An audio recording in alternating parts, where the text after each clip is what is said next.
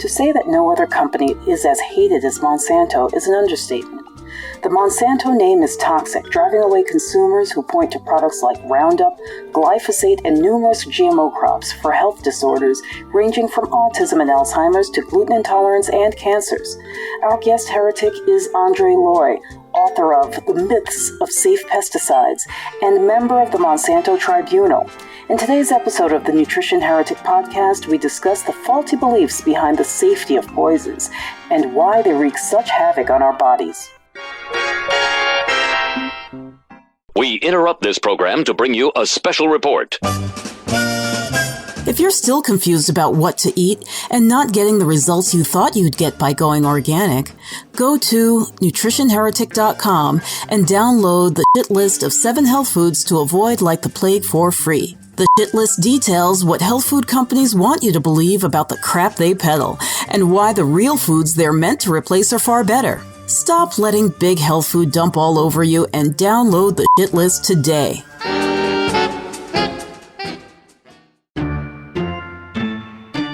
Fat is bad for you. I just pop a pill and I'm fine. Meat is murder. It's time for bad food punishment. It's time for real nourishment. It's time for the Nutrition Heretic. The following program is provided as information only and may not be construed as medical or health advice. It is not intended to diagnose, treat, or cure any disease. No action or inaction should be taken solely on the basis of the information provided here. Please consult with a licensed healthcare professional or doctor on any matter relating to your health and well-being.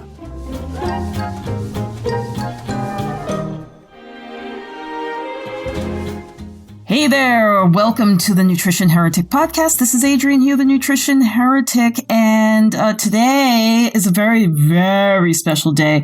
We went almost viral on social media, at least within certain circles, which was pretty darn cool. And the reason is because I brought up the issue of Monsanto. And spooky time. I know, right? And it's actually really funny. I think I've said this before on the show that the people, I have this one little cluster of Facebook friends who, with beyond a shadow of a doubt, believe that Monsanto is good and that they're good for the planet, that they're helping people.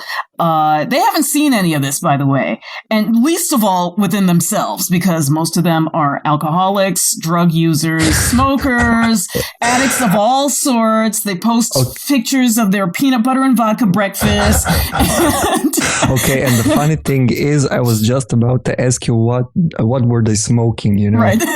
Yeah.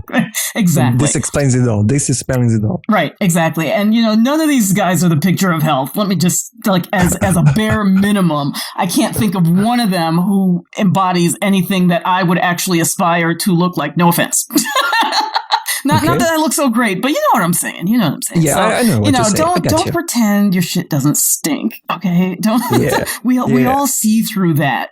So when you come out with these, blanket statements that it's safe, and then they like to cite some paid for stooge as the authority on why it's safe, or Bill Nye the Science Guy, or that crazy black dude from Cosmos. Yeah, we're all supposed to just blindly believe the guy on TV because he's on TV. Yeah. So this is a huge problem, and I don't play a doctor. I mean, I'm not a doctor, but I play one on TV, kind of thing. So you mean like Dr. Oz? Don't even get me started on that joke. Okay. I just hope he doesn't listen to our podcast. I doubt he will. And I didn't even introduce you. Well, it's me. Okay, now I'm introduced. Okay, now you're introduced. Okay, next. Yeah, the reason why we're introducing myself again is because tonight's guesting. Can I say like that? Guesting? Guest spot? Guest spot, yes, that's probably better. Guest spot. So you will be alone because guess what? We are talking about Monsanto, right? Right. And for just no apparent reason, there's a fucking shitstorm over here. And I'll bleep that out, don't worry. That's okay. Yeah. And I won't be able to attend this interview. Okay. Because I am 100% sure, because we went viral on social media, they tried to sabotage us, like with HARP and all that shit, chemtrails and so on. Yes, totally. And they brewed up a storm, so I can't be on the show, and I'm 100% positive of it. Well, the other side of my island is burning. Did I show you the pictures of the forest being sucked up by the lava? Wow, they really went far this time. Yeah, they went really far this time. So, but this is the question I want to pose to the people who love Monsanto. You don't trust the government with taxes, gun laws, no child left behind, separation of church and state, but food supply and healthcare get a free pass. Why is that? Why would you the one thing that is the most they shouldn't know about, which is your individual health. We trust that, but we don't trust any of this external crap. Yes, I think that's a very, very good question to ask our today's guest heretic. Don't you agree? Yes, I will ask that. But, the other thing that I'm going to ask, it has to do with, well, maybe it's not so much ask, but to raise this question, because which is that the Organic Trade Association apparently has now sold out to Monsanto. And the reason why people are saying this is because they were on board with this Senate bill to preempt existing, strong state GMO labeling laws. Seems to me this is more a case of Senate bills than Senate bill. Yes, you're probably right. So yes, they're somehow they're starting to back these really lax GMO labeling laws. And I want to get to the bottom of that. And how do we fight that? Is what I think everybody wants to know. As a matter of fact, when I posted this on social media and I asked people what were the 30%, let's just say, it might even be less than that, the 30% that actually read the post and understand that my guest is not a government stooge, they were asking pretty much the same thing. How do we stop this? How do we stop more and more organizations from succumbing to this? How do we win? How do we get, at the very least, labeling for the stuff that we want to eat? Yes, that would be very nice. Okay. And you know what you can also do for the rest of the people, the 70% that didn't read the posts? Now you need to get someone actually from Monsanto to answer those questions. Yes, you know what? I've been thinking about that, but not that I think anybody is afraid of talking to me, but I just wonder if any of them would have the balls to do it. Who knows? Although, if they're eating that Monsanto stuff, their balls may have fallen off a long time ago. Yeah, but I just remembered there was this guy that was talking about how Roundup was extremely safe, and that nothing would happen if you, let's say, drank a glass of it, and then there were activists right there who were asking him to drink a glass of Roundup, which they just so happened to have there, and he refused. Yes, I think it was actually glyphosate that was in the glass, and it was a French report. I love the French because they'll do stuff like that. Yeah, stuff that our people won't do here in the States. And so, he not only did he not drink it, he said, "I'm not stupid." And it's like, well, you just proved your point right there. Like the fact that you said you're not stupid is if he's telling not stupid, me that. then somebody else must have been stupid then. In any case, probably whoever booked him on the show. So on that note, I'm going to get started with my guest for today, and my guest is Andre Leu, the author of The Myths of Safe Pesticides and a member of the Monsanto Tribunal. That's right, the people who are bringing Monsanto to court. And welcome, Dr. Leu. Thank you. Thank you for having me. So tell me, how did we get here? How did we get to this place with pesticides and GMOs, because you're using pesticides, of course, as a catch-all term for the variety of biocides, herbicides, etc. How did we get to this place where it's pervading every area of our life, quite literally?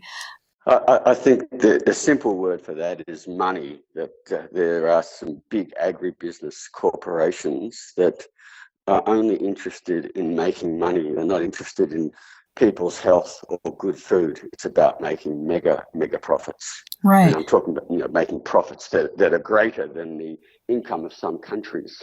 Absolutely. But like, when did it start? Because I've talked on other episodes about a little over 100 years ago when what is sometimes called the commoditization of food began. And this is where the farms started being moved out of the backyards, out of these small family farms, and into these industrial facilities. Look, it goes back to about the 1820s, between the 1820s and 1840s, wow, when Baron Justus von Liebig started looking at the nutrition of plants and started with the first synthetic fertilizers. Oh, really? That far back? And also looking at the first pesticides, which are things like arsenic. It had a bit of a side effect. It killed your customers, but apart from that, it was very effective. And from there, actually, the interesting thing is von Liebig actually realized he'd made a very bad mistake and basically recanted on what he did. But what happened then is the corporations saw how they could make profits. And in many cases, by selling what was essentially toxic waste from industrial processes, they could now sell that to farmers and dump it onto farmland. And we see a lot of this, haven't we? Fluoride is one of those industrial byproducts that has been dumped into water systems, toothpaste, and all of these things. And it's funny with fluoride because on the one hand, they're like, don't give your child fluoride before this age because it'll cause mottling and things of your teeth. And then they add it to water sold and marketed towards infants. Yeah, exactly. You don't give it to them, but they can drink. You can bathe them in them. That's all fine, but don't give them fluoride tablets. Right, exactly. So then, okay, we're going back now 200 years to the beginning of this. By the time he lets this out there, it's a little bit like the A-bomb, right? You let it out there, and then you say, oh, shit, what did I just do? That wasn't really the answer. But somebody who had the financial interest took over. Now, was that the beginnings of what we know today as Monsanto, ADM, and the other companies? Bayer? Yeah, exactly. All those companies had their starts, or if you go back in their histories, you'll see that's how they all started. And then, of course, through the mergers and acquisitions, they get bigger. They have name changes, but they are the same companies and they've been going now, for most of them more than 100 years, and making mega profits. They are in many ways what we call the new robber barons. Right. So out of all of these pesticides, and again, we're using pesticide as a catch-all term. I don't want anybody being douchebaggy and coming back and saying, well, there's herbicides too. And, I don't want that. I just, we're going for simplicity here, guys. What are, you name 5 main areas, which you could have gone on and on and on, honestly, right? But you may name 5 main myths about pesticides and their safety. You talk about regulation, that they're strictly regulated, that there is a safety in dosing. In other words, that the less you use, the safer it would be. And we don't use that high threshold. We use a much lower amount. The metabolites, the stuff that they convert into as they break down, that those are somehow safer than the original components, or the original pesticide, and then also that they're fully tested, and that we can't farm without that. And I've heard this one at farmers market, and that's how I know who I'm going to shop with, because I found that most farmers will not lie. They will say things like, "Oh, well, you can't grow peaches without pesticides." Which of these do you think are the most dangerous, or the biggest fallacy and the biggest place where people are allowing themselves to be duped? Well, I'd start with the one that we can't grow food without pesticides, because that is the basic rationale for them. And, I'm also an organic farmer. I've been farming organically for over 45 years. And on top of that, I've looked at organic farming systems in every arable continent in the world. I've been to thousands and thousands of farms, and there is not one crop that we cannot, that we need these pesticides for. There is an organic solution for everything we're growing.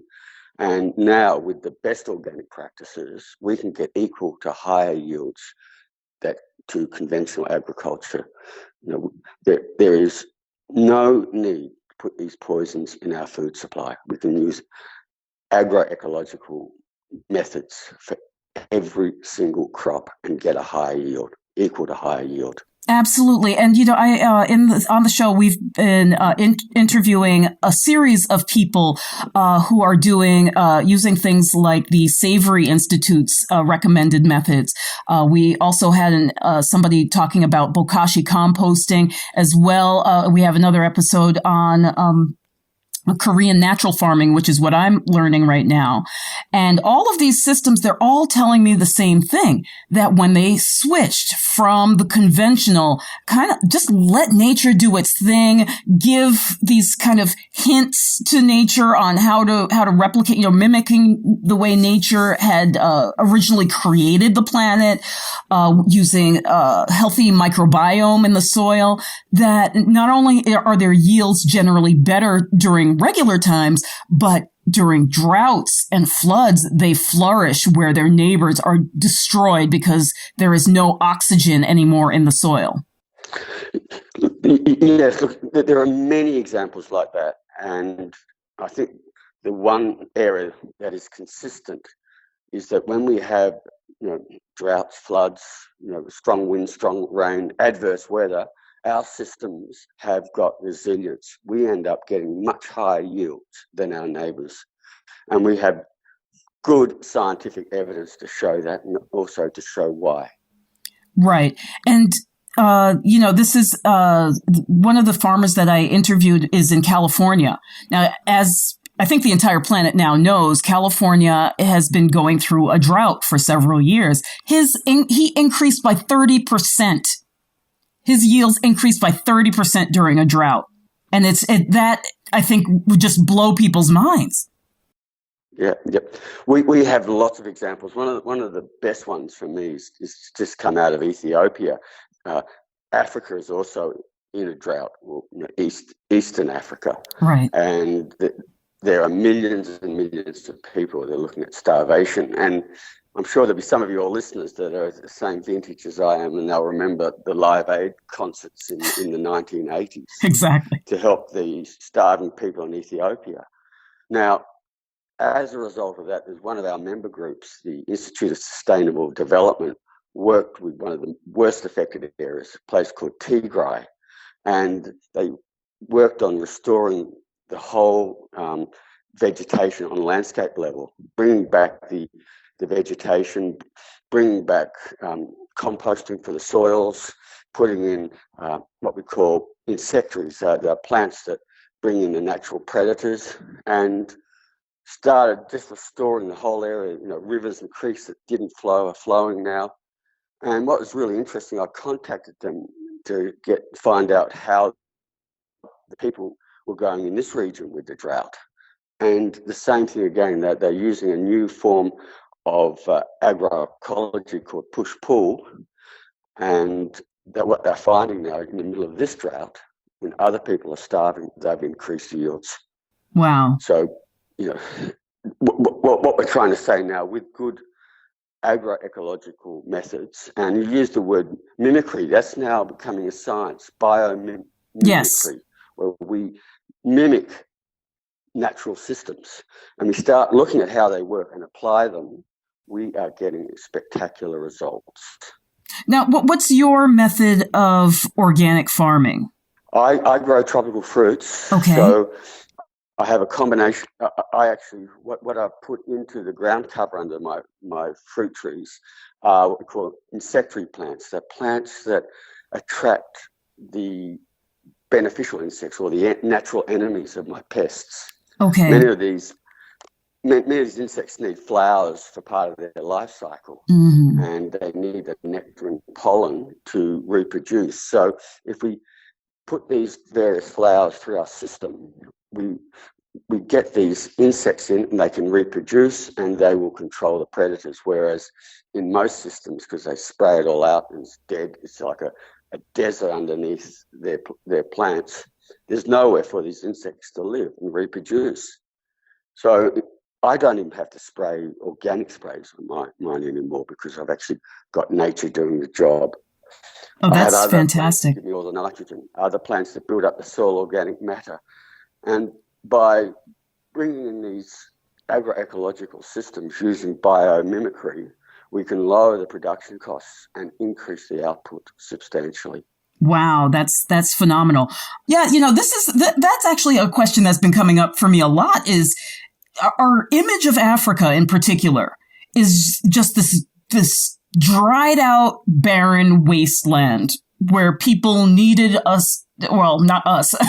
I'm one of them, but that where people were needed to, they had to be taken off of that land and, used as slaves in other parts of the world. They had to be educated and Christianized and all of this other stuff. What happened to Africa? Was Africa always that dry? And what do you believe happened there? Well, I go to Africa a lot and I love Africa, particularly love it for the music and the culture and the people. Africa should be one of the wealthiest continents on this planet.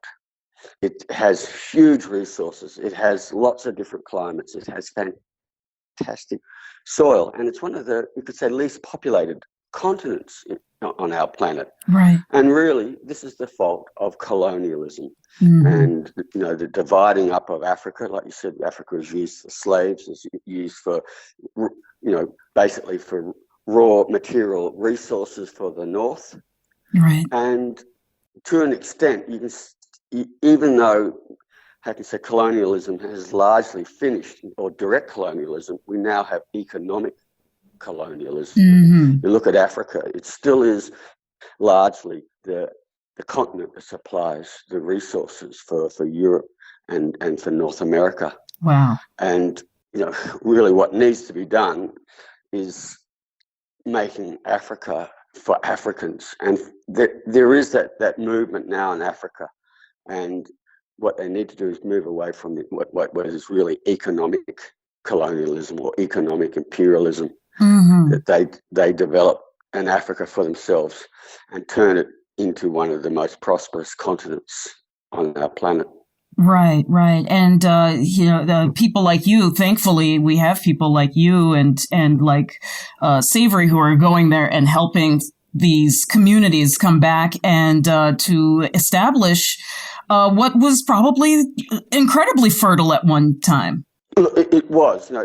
Getting back to Ethiopia, the first Europeans who traveled to Ethiopia, their reports were of this incredible fertile land of well-fed, healthy people, great villages, of a wonderful civilization, because Ethiopia, had civilizations for thousands of years. For instance, the Queen of Sheba, who visited Solomon, right. She was from Ethiopia. They have their own written language, their own version of Christianity. So they were a fabulous society. And thanks to colonialism, and disrupting that society or that civilization, we've turned them into a basket case. Right. That's our fault. Right. Zimbabwe is another example of that. It used to be, the breadbasket of Africa. Wow. And now, as a result of colonialism, we've got all these problems. It needs to, what we need to do is change the whole economic structure there. So it is it's an Africa for Africans.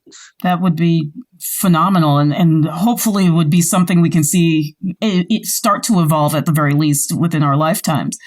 So, we talked a little bit about Monsanto, and I'll get back to all of that, but I want to talk more about your book. And one of the things that I found really fascinating is you talk about the low doses of chemicals and how these companies, the government, everybody who has an interest, the healthcare companies, they want us to believe that they're just using a little bit, and you would need this huge. Like I saw this one thing. Oh, I think it was Dr. Oz. It was about aspartame, which, as we know, is a chemical.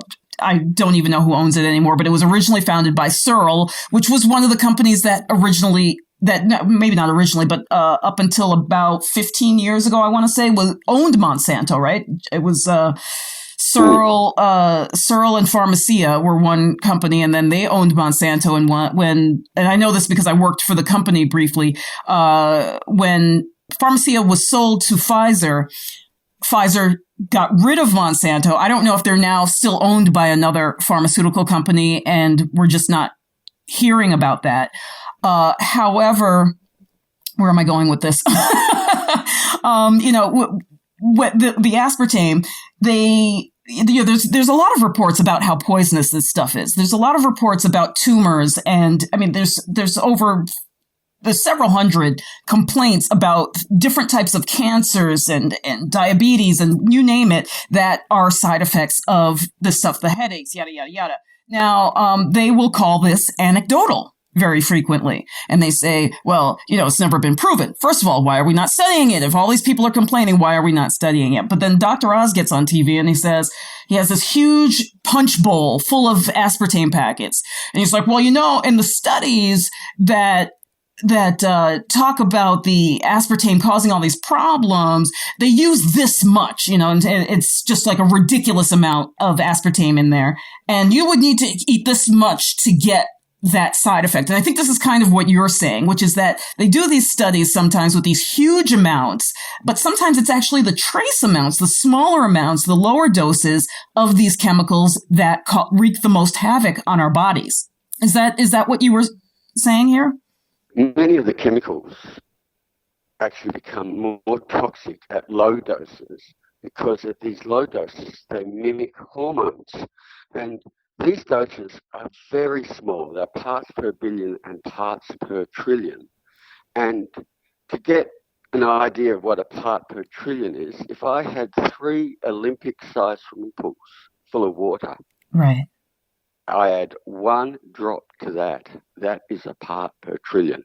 Right. And we know many of these chemicals, for instance, will work like an artificial estrogen. And that will mean things, for instance, it's affecting the development of children, particularly baby boys. We know they're being born with a whole series of birth defects, genital problems to the genital urinary tract. We know with women later on in life, what's happening with the girls is they're going into puberty much earlier, breast development much earlier, which is one of the signs that can lead to breast cancer. Right. And very significantly, because 80% of breast cancers are what are called estrogen sensitive. In other words, estrogen causes the cancer to multiply. Right. These synthetic estrogen chemicals start causing cancer to multiply. And an example of this is, glyphosate, the active ingredient in Roundup, Monsanto's Roundup. Right. And in parts per trillion now, we know that causes breast cancers cells to multiply by 5 to 7 times the normal rate in a cancer.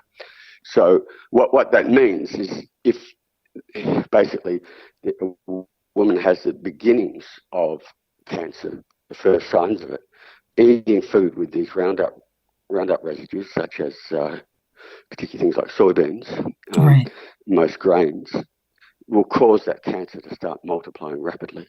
Right, right. And you talk about in your book the fact that all of these disorders, these cancers are multiplying rapidly, not only within the individual, but, in humans on the whole.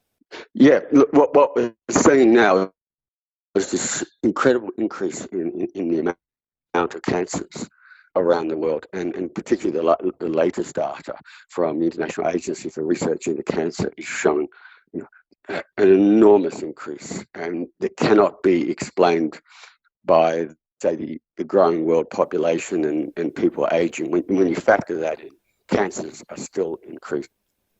Right. And, one of the things that when I say I chuckle, it's not because I really find it funny, but actually we're getting a little feedback again from, I don't know if it's breathing into the mic or what. But anyway, one of the things that makes me laugh is that they have changed their reporting. I don't know if this is the same where you are in Australia or when you travel to Europe, but here in the US, they've changed the reporting on deaths. So they actually wouldn't say that somebody died of cancer. They'll say that, if the brain went out first, they died of, coma, or, something related to that, or the lungs collapsed, or it's, the heart stopped. But they don't actually report what was the catalyst of the heart giving out, which very well could be the cancer eating away at your cells. So, what we've seen here in the last decade or so is the government patting itself on the back, these health agencies patting themselves on the back. Look, we don't have so many people dying from cancer. Well, that's because you stopped reporting the cancers. Or my favorite is when they catch cancer that doesn't exist. You have stage 0, which clearly we all have. Yeah, so they come up with these statistics about cancer reducing, but it's not necessarily the case, is it? The one thing they can't hide is the number of people getting cancer, and those numbers keep on going up and up, and it is an epidemic, or one of the epidemics that we have in health at the moment. We have a whole range of epidemics, such as type 2 diabetes. We can look at, with children, ADHD, the whole bipolar spectrum. There's a whole lot of diseases which are, as you say, non-infectious diseases that are increasing in our society, and they really are epidemics. Right. And the whole argument that we're seeing these things because we're living longer is a freaking lie, because this is happening to children, as you point out. Exactly. And all the models, you can factor in, when you're looking at these increases, you can factor in the increase of people, the increase in our age, and when that is all factored in, the fact is that these are epidemics with their rate of increase. Right, exactly. And there's also this myth. I think that what's also not taken into account is that, going back, let's say 100 years, because even though we know that evil in the food supply existed 200 years ago, it didn't really start to take shape until transportation got better and they could really infiltrate us, right, on every level. However, what people don't realize is that when people were dying supposedly younger, it wasn't due to any of these diseases that we're seeing now for the most part. It was things like fire and war and, infectious disease caused by not having running water, those types of things, but not these types of cancers and diabetes and things that you're pointing out. Exactly.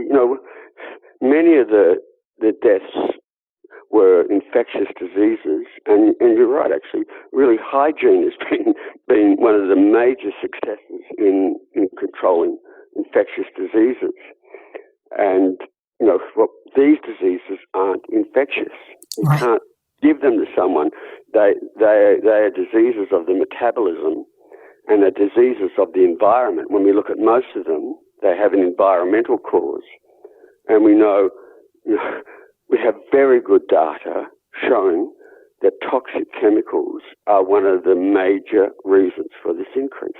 Right. And this is another thing that I don't want to say that I didn't believe it or I didn't know about it, but I was afraid to know about this, which is you talk about this not being isolated, that we're actually changing our own DNA. So when we get some DNA shifts that are causing a serious health problem, we can pass that on for at least another 2 generations.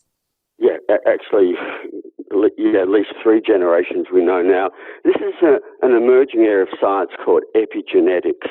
And without going into too much technical detail, over the chromosome, or where the genes are, the DNA, there's another layer of basic chemicals that are called the histone or methylation region. And what we know now is that is essentially like the instructions to the gene to tell it, turn it on, turn it off. Right. Works like a dimmer switch, how much, the gene is going to work. And we now know that chemicals can affect this methylation histone region, and that then affects the signals that it gives to the genes. And we know that those changes to this region of the epigenome can be passed on to future generations. The studies that I've seen, what happens to a mother, for instance, will affect her great-grandchildren. Right. That is right there is frightening. Okay. So now I hear the voices of the naysayers, the drug addicts, the smokers, the people who, have abominable diets. They eat, McDonald's 3 times a day. They're saying, but the government wouldn't allow it if it wasn't safe. They have strict rules and they're over-regulating things as it is. Just let them do what they're going to do. What do you say to that about regulation? Is this something that all the millions against Monsanto, let's say, are we totally off base? Are we just making ourselves paranoid? What's the deal on regulation?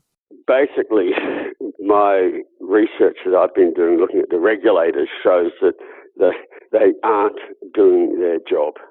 And the way they do their job is a problem as well. They are ignoring studies that are considered to be the gold standard in science. These are peer-reviewed studies that are published in eminent scientific journals. And there are thousands of them now showing the problems with these chemicals and what they're doing. Not 1 or 2. I'm talking about thousands.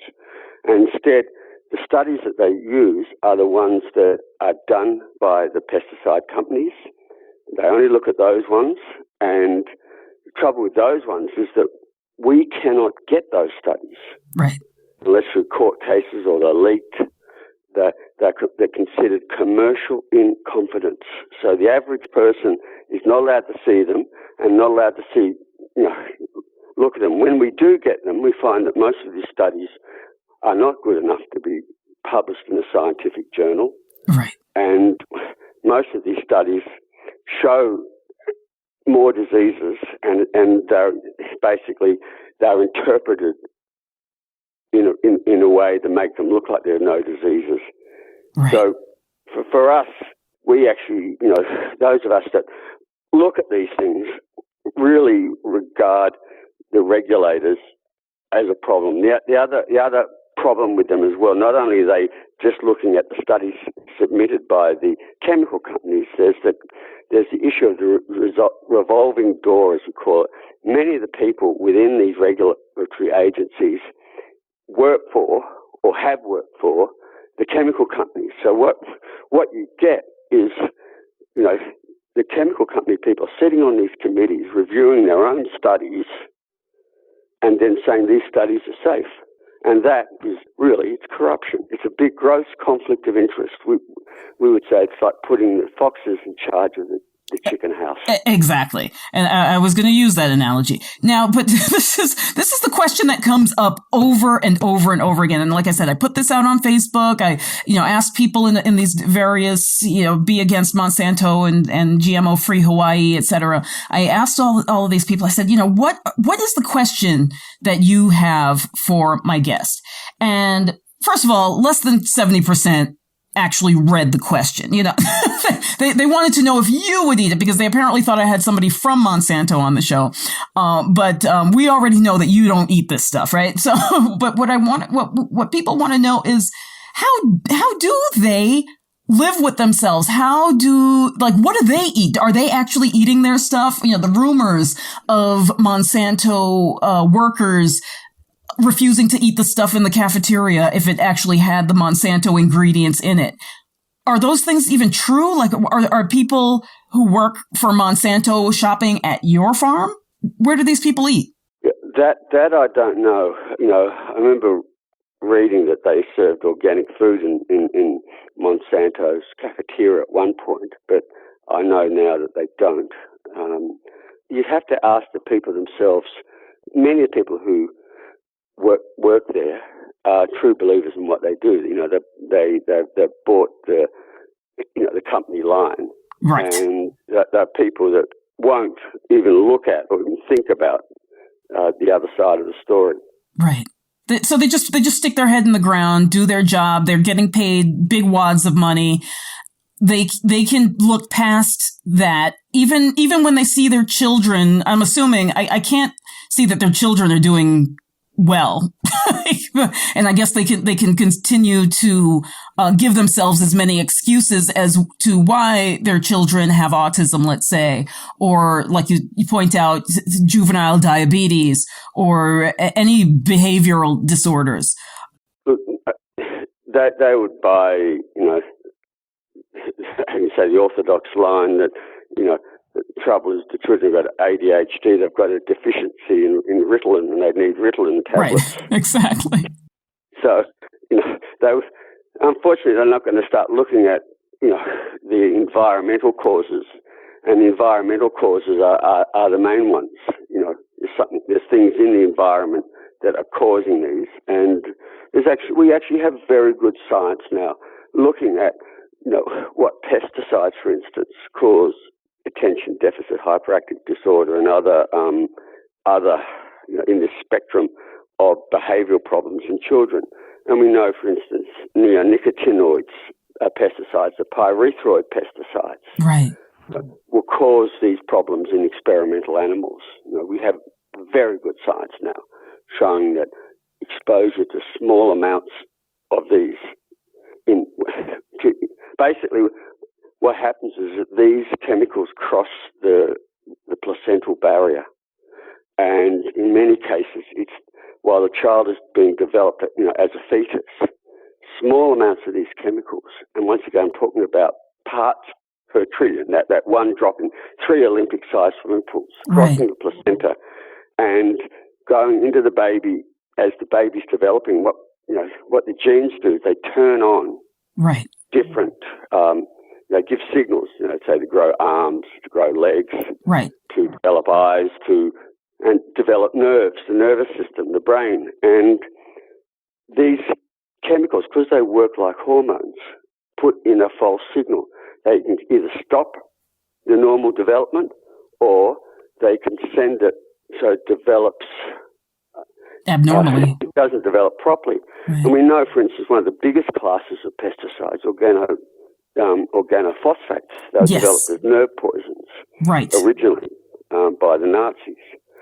We know that the smallest amounts of them will actually damage the developing nervous system of the fetus, of the unborn. Right. And now, you know, science actually shows you can actually start doing brain scans with MRIs and look at it. And you actually see these areas of damage in the brain, because the brain is our largest collection of nerves. Right. You only need a small amount of these chemicals to cross the placental barrier and the blood-brain barrier, and it does damage to the brain as the brain is developing in the fetus. Right. And we actually discussed this previously on the show with the organophosphates being used in the UK and most likely being the origin of mad cow disease. Because that seemed to be a national directive in the UK at the time to eliminate warble fly in these cattle, and several of the farmers, the organic farmers, said, "No, we can't be organic and put this crap on our cows. So they took them to court, and they won. These organic farmers won. They didn't have to put it on their animals, and their animals escaped without getting mad cow. Yeah, there's not one cow on an organic farm that got mad cow disease during that epidemic. Right. Right. So there's clearly something that we're doing to weaken. I mean, and I could go on because this is to me, this is essentially the same thing that we're doing with vaccines, to our children, where we're putting these poisons in, they're telling us, and it's funny because, the marketing of it is the brilliant part. Life-saving vaccines. It's gotten to the point where they use the term together. So you can't possibly separate it, right? The same thing with the pesticides. They focus on what people want. They tack that little adjective on there to say, we're going to feed the hungry. We're providing, the pesticides provide more food for the world, feed the world. Yeah, exactly. That's what the way they're marketing themselves now. They're marketing themselves as sustainable agriculture, because and the word they use is sustainable intensification, by intensifying the amount of pesticides and fertilizers and GMOs you put into a given area. They'll produce more crops and therefore feed the world. That's how we're going to feed 9 billion people, and that's the line that governments have swallowed, hook, line, and sinker. Oh yeah, and we have a guy running for, I believe it's State House here in Hawaii, and I know, first of all, I know the man's a bigot, okay? he looks down on the Hawaiian people. He is pro-GMO, trying to get all kinds of GMO legislation passed here in Hawaii. But you go to his website and he talks about the future and sustainability, and he has all these, rolling pastures and things. The man is so paid off. And I live in the house of one of our like shining examples of a good senator, in this state, who's, deceased a year ago now. But I now live in his house. And so I kind of understand the legacy of what the good guys are doing. And then, his family is like, this guy is a sellout. This guy's he would have been such a disappointment to the man whose home I'm living in now, because he is so in bed with these forces that want to poison us. So, I mean, is that what they're trying to do? And this is another question that came up a lot on social media. Are they actually trying to, you talk about 9 billion people, are they trying to reduce the population? Is it a systematic, thought out process on their side? I think it is. And I think a lot of us think this way. This is the classic win-win. Basically what we're seeing is a huge increase in these, non-infectious chronic diseases, so that most of the population, by the time they get into their 50s, 60s, have got a range of health problems that need to be on medications they have to take for the rest of their life. Right. And so these companies, they make the pesticides on one side and they sell the pharmaceuticals on the other. So this is win-win. Exactly. It's a fantastic business model. They cause a problem and sell the solution for the problem. And don't forget the Undertaker. The Undertaker gets his cut. Yeah, exactly. But the thing is, just people who up to now have been living longer. But now we're actually looking at the first generation that will not live as long as its parents. This current generation of children with obesity, type 2 diabetes, and a whole range of other problems. Right. Look like they're not going to, their life expectancies are going to be a lot shorter than ours. Absolutely. And we're seeing it already. I mean, my husband and I, we're in our 40s, and we've buried no shortage of friends from high school. There's a lot of people dying of these crazy, like you say, non-infectious diseases. It's terrifying. Yeah, look, it is. Where I live, for instance, I live sort of like Hawaii. I'm in a tropical area of Australia. We have a lot of sugarcane. Right. And, the amount of pesticides in the air, particularly at the moment, this is our winter time in Australia when the cane harvesting and planting is happening, and everybody is out madly spraying. And, look at things like breast cancer. It's an epidemic here. Nearly so many women end up with breast cancer. And, while the survival rates are better, the actual, what it does to people to have to go through it is terrible. And the amount of children born with behavioural problems, again, in this community is just huge. It's an epidemic, and no one wants to talk about it. Right, exactly. And that was one of the people who had a question for you today. She's I'm trying to find her post. She says that people are rarely, her name is Susan Brown. She says, how do we get people talking about taking action? Like calling the representatives, signing petitions, etc. When we're faced with these horrible things like the DARK Act here in the United States, which the Senate has just passed by big numbers, and it's now headed to the House via committee that meets on Tuesday. What do you see? You don't see any posts. You don't see people, everybody's talking about, whose life matters and Pokemon Go.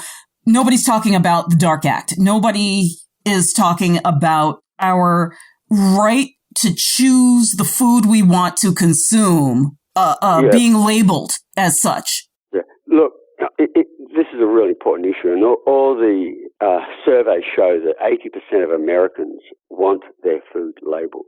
They have the right to know. My suggestion would be for people to join and become active with groups like the Organic Consumers Association. They're a very good organisation that's put a lot of resources into the GMO labelling campaigns. And the more people who can be part of that group, the stronger they are, the more effective they can be. So that's a very simple way for people to become active, and just go online and join that organisation and start participating in it. The other way, which is really the most effective, is your wallet, your buying decisions. Yes. To basically, once this act, if this act is passed by the House of Representatives, you avoid anything with a barcode. In other words, look for organic products. The more you build up the demand for organic, the more farmers will switch over.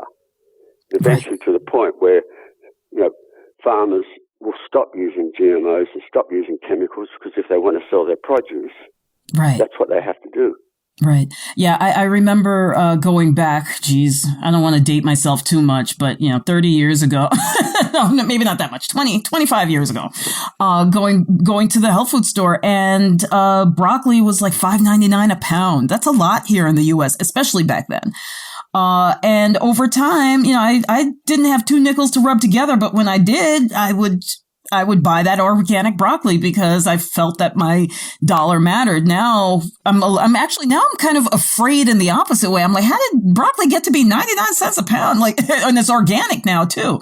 But it does go to show that with that demand, and unfortunately it is coming, I think, a lot through, and you touch on this a little bit in the book, allergies. There's this huge increase in all kinds of allergies and intolerances to real natural foods that didn't cause problems for our ancestors. Look, that is a huge one, particularly, if you look at things like gluten intolerance, celiac disease. And once again, we have good data. There's a very good study done by Dr. Samsel and Seneff. These 2 scientists looked at Roundup and how it actually causes gluten intolerance in people. Yeah. And it actually, because what it does, it affects the normal biochemistry in our body, and particularly one of the main metabolic systems of enzymes. And, they've looked at these biochemical paths.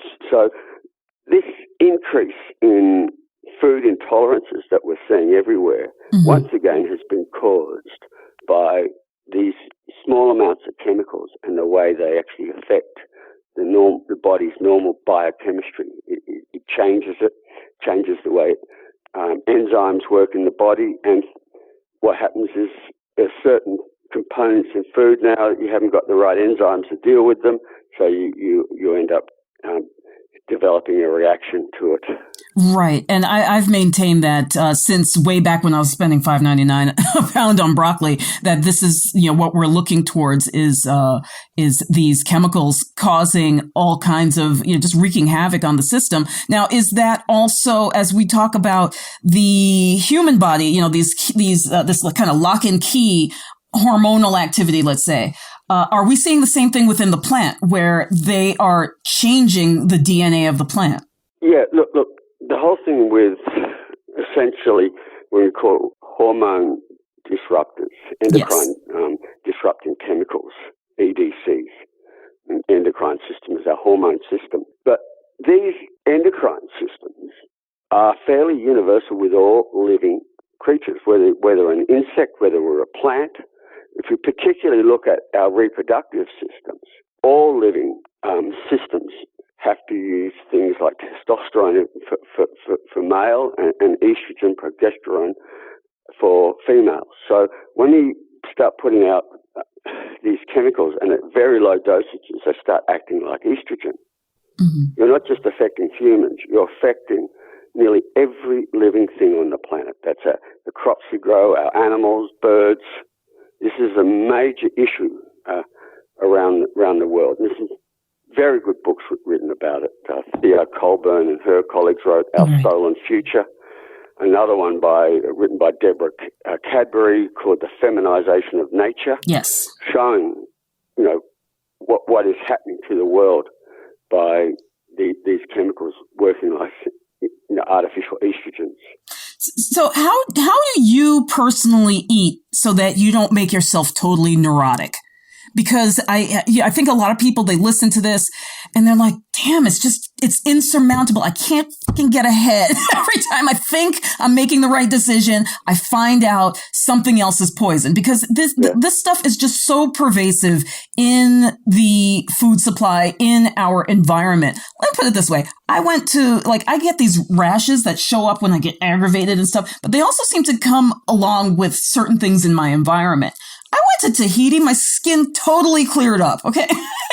Because they have not adopted as intense, let's say, a program of using this stuff in their environment. And immediately, rashes, everything just disappeared. Stuff that I was like, well, maybe I've got a yeast issue, or maybe I'm deficient in vitamin C or vitamin D. And I go over there and 24 hours later, my skin's clearer than it's been in months. How do you eat? How do you make those decisions on a daily basis? Depending on what you do, it can be a very easy one or a hard one. When I'm at home, I eat pretty well nothing but organic, and a lot of it I grow myself. I actually like growing my own food and consuming it, and that is not difficult. Most people can, if they want, even if you only got a little balcony or something, you can actually grow some of your own food. Right. Like tomatoes or some basil, different things like that. The other one is, where possible, source organic. It's getting easier and easier now, and most supermarkets now will have organic lines. And people say it's so expensive. It's not really. The average American, the average Australian, the average European spend more on their cell phone account, internet account every month than on their food bill. Absolutely. We need to get our priorities right. And particularly when it comes to children, that those few extra dollars you're paying for organic is the best money you've spent, because what you're doing is saving them from a lifetime of illness. Absolutely. And, if you start thinking on that line, Absolutely. The others are too expensive, because the medical bills, the health problems, it's not worth it. When you've got a very simple way of protecting our children, and particularly this is my one for parents who are about to have children. Now is the time to eat organic, because we know, for instance, that these chemicals will be passed through the semen. We know they're in the amniotic fluid. Yes. We know that babies now being born pre-polluted. The Environmental Working Group looked at the blood cord and the placental blood from the sentence, but the blood from the placenta, Right. and found up to 232 chemicals in these children. That is an issue. We don't know what the synergistic effects are. Right. But what we need to do now is try and keep our children as healthy as possible, and that really starts even before conception. Absolutely. And I have for years, I have advocated for women building up their bodies, doing that's the only time I actually recommend something like a so-called cleanse. But on the heels of that cleanse, I have found that what people need to do is they need to pound in the good nutrients, the stuff that's going to replace, I should say, set the foundation so that they are less prone to sucking in a lot of these chemicals. So the things that will activate the right hormones, in the right places and at the right times, as opposed to what unfortunately I think a lot of people do is they cleanse and then they kind of go back to this. They kind of stay in cleansing mode and they never really, get to a point where they're nourishing the body enough that these chemicals can't take foothold. Look, I really agree with you there. This is just so important. And there are some quite good books about it. Dr. McCullough, that's his latest book, and it just shows how you can do this so easily and with no great effort. Right. And it's a really good book for people who want to basically change their diet and make sure that they're healthy and their children will be healthy. And there's another one that's, at the moment that's out by Suzanne Summers called Toxic. Oh. And it's an excellent book. It says going from toxic to not sick. Right. And in this, what I like about this book is that she has interviews with doctors, leading doctors on it, and doctors who are treating people for all these modern epidemics and curing them. Right. By changing the diet. Absolutely. Absolutely. It's not that difficult, but like you say, people have to get their priorities straight. You reminded me of a woman. I used to live in Princeton, New Jersey, so you can imagine the eggheads in that neighborhood. But there was one woman who, she was so well educated, PhDs up the wazoo, and she says to me, "Well, my husband and I, we used to eat organic all the time, and then we had a child, and we can't afford it anymore." And she lives in this $1 million house, and she's like, and I'm like, "Yeah, you can't afford it, but it's your child." And then, she goes through all the dental work because as when your teeth fail, that's pretty good sign of other things that are failing that weren't built properly, from the outset. And, she's like, "Oh, well, we have fluoride, we have the orthodontist, so we're always trying to catch things on the back end." And that's the most frustrating thing coming, from, a body of knowledge, understanding that we can be putting, it's not only is it easy, it tastes good. Like, people like to, I think the 1960s where everybody was eating nothing but, beans and hay and they were calling it healthy and, they looked sickly and it tasted like crap, no butter or any of that stuff. And that still is kind of a burden, I think, that people who are interested in healthy living are carrying, which is this image of tasteless, bland, quite frankly, disgusting fare. But it's just so easy to get into, once you do it. And it's really you have to be pretty willfully ignorant to turn back on that once you've sampled it, that type of lifestyle. So you can control it while you're at home is what you're saying. When you go out, how much do you try to, how much can we even trust the organic label? That's the question. Can we even trust it anymore? As we discussed earlier, the Organic Trade Association has, our organization, they've kind of sold out apparently. Can we trust the label that says organic? Are there a bunch of workarounds that because we know that a lot of these corporations, Coca-Cola and so on, they own some of these organic brands. What can we trust anymore? That's a very good point. From my point of view, because I'm also the international president for iPhone, we're the only organic umbrella group, international one. So we look at all these systems, and in the States, your USDA label is a very good one, I can tell you. I have full confidence in it. I know the head of that program, Miles McAvoy. I've known him for a long time before he got the job. And I will vouch for the USDA certified logo. Anything with it will be good. And, because they're using what I call world's best practice in terms of the systems for monitoring it. Okay. They're always with these systems that there are some things which we believe can be improved. I'm not saying that standard is perfect, but I can say it's a very good one. Okay, because at one point I heard that it was like that it meant 95% organic. We don't really care what the other 5% is. That's not true? No, look. Can I say with fresh fruits and vegetables or those products, they're 100% organic. When it goes to processed products, that 95% rule is put in because if that 5% is not available as organic, say for there's something that they can't get as organic, right? And it's not toxic, it's not a problem.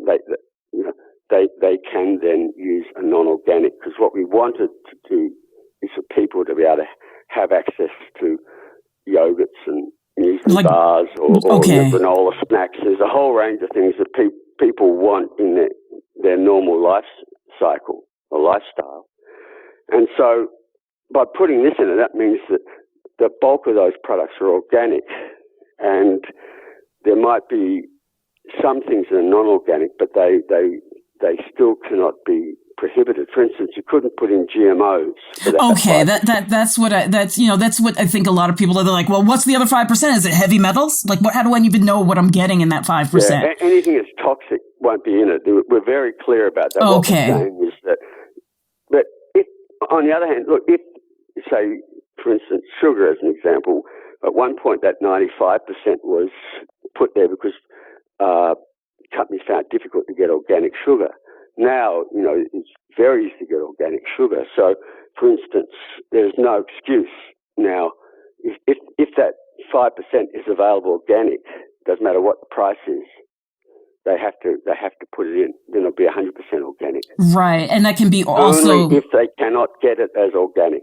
Right, and I was going to say and I would assume that whenever possible, because I know that, for example, the organic. This is another complaint: the organic certification. Why do I have to pay for that? Why shouldn't you have to, certify that your stuff isn't organic? Or, why shouldn't you label your stuff? Why do I have to go and pay for these, tens of or hundreds of thousands of dollars worth of certification? So there's going to be people who can't afford the certification, particularly the smaller farmers.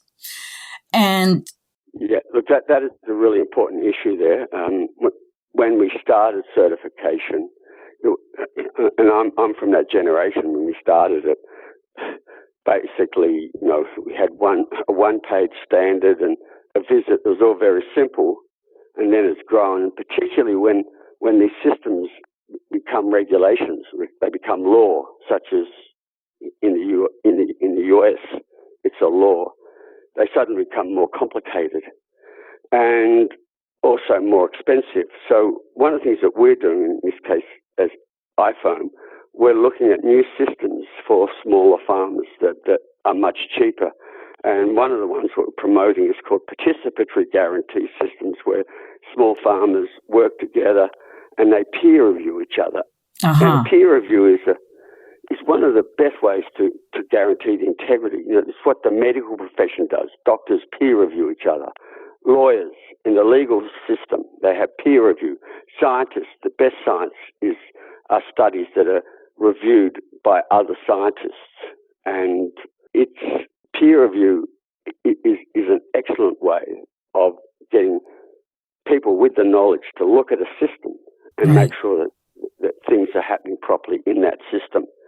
And it also becomes one of the cheapest ones now, where instead of imposing it on farmers, which is what third-party certification does, with these ones, we're basically empowering farmers Right. I just want to clarify one thing. He's not saying iPhone. He's saying iFoam. I-F-O-A-M. Okay. International Federation of Organic Agricultural Movements. Okay. I just wanted to make sure that people heard that, understood that. And they're like, he's working for it. They think I'm the president of iPhone.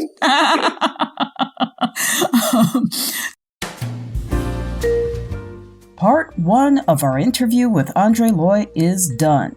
Tune in next week for Part 2, where we'll talk to Andre about the Monsanto Tribunal. In it, you'll learn who owns Monsanto, why they think they can take over the world's food supply, and what the verdict of the tribunal is going to do for you. Coming up next week on the Nutrition Heretic Podcast.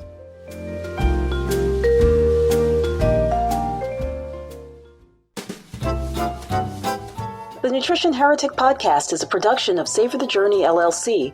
Our audio editor is Nikola Popovich. Our podcast manager is Crystal McLean, and our operations manager is Linda Hansen. I'm your host, Adrian Hugh, the Nutrition Heretic. You can find us at nutritionheretic.com, where you can download the Nutrition Heretic's free shit list of 7 health foods to avoid like the plague. You can also listen to previous episodes at nutritionheretic.com/podcast. Be sure to like us on social media for updates. Our Facebook page is facebook.com/nutritionheretic and on Twitter @NutriHeretic. Contact us with show ideas, questions, or if you just want to be a guest. And don't forget to rate our podcast on iTunes and Stitcher. Thanks.